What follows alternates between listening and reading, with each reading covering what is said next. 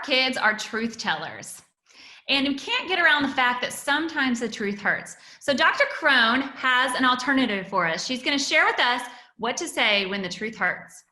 Okay, so this is just a worksheet to print out. We also have another worksheet that might help, or a poster that's a think before you speak. So go check out that video because that can kind of help frame this conversation. But for today, when you have a kiddo who's just brutally honest, right, and says things that maybe publicly aren't appropriate, then it's a great way to start teaching them a way to say things and communicate with you, but maybe in a way that's more socially not as offensive if they were to be overheard, okay?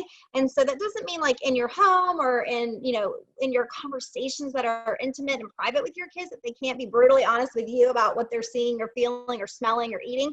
But when they're at someone's house or you're in a public environment, teaching some of these really social appropriate ways of communicating what they're seeing and feeling and experiencing can be really helpful. So what we're going to do is walk through some of these examples, and this worksheet will actually give these examples to teach through and then has blanks so you can then fill in your own and walk through with your child what they could say instead. And here's your buzzard word here. Here's the kind of like secret sauce to this. The word that we're going to teach is how to use the word interesting. Because really what this is, sometimes when we see things that are different to us, we are curious about them and we like to show other people. So for example, if there's somebody that has blue hair and maybe that's unique to the individual seeing it, it's not uncommon to go, hey, look, I want to share this experience with you. That person over there has blue hair.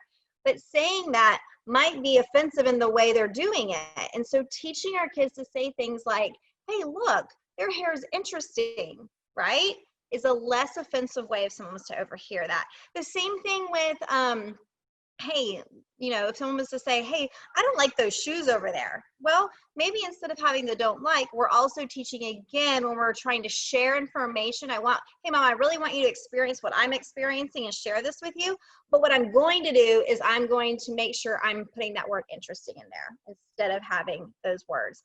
Same thing with like if you walk by something and it doesn't smell good, right? Instead of going, ew, that smells gross, saying like, I smell something interesting, do you? Right? So teaching the word interesting says, I'm curious or I'm sharing something different with you. I want you to participate in experiencing it too, but I don't have to do it in a way that if it's overheard is embarrassing.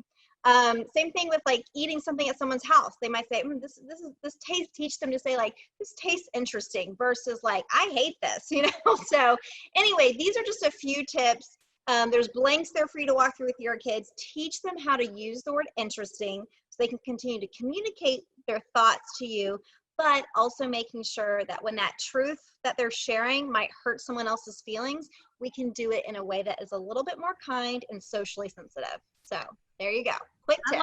I like that this is kind of a catch-all, one word to replace for everything you're thinking. And with my daughter, we've taught her that's something that you keep inside your head, or that's something you just tell mom. And this will almost trigger for the parents to then later you can talk about that thing. Well, how did you really feel about that? And we want them to share what they're really thinking, but just with people they're close to that are going to be understanding. And so I think this is fabulous.